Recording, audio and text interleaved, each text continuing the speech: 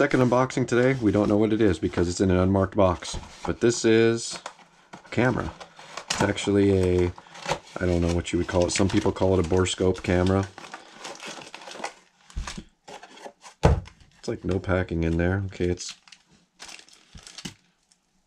got like a 25-foot thingamajig.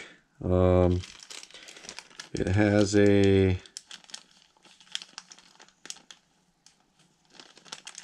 not quite sure. Oh, that's okay. So that's how.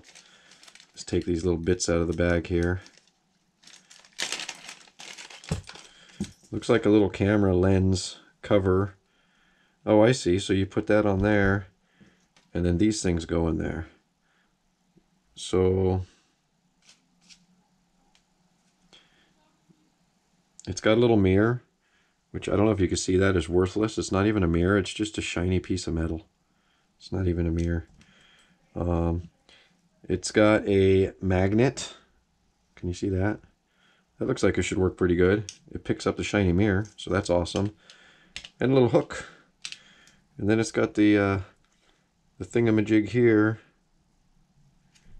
to where I can plug it right into my phone. Oh,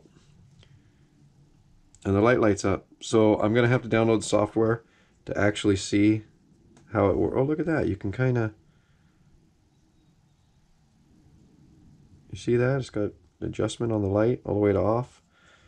So I'll have to download the software to see how good it actually works, but there is the unboxing. And like I said, some people call it like like an endoscope or a borescope inspection camera. And basically what it is, I mean, you can see what it does, right, guys? Tell me you can see what it does. It makes it so I can stick it down drains.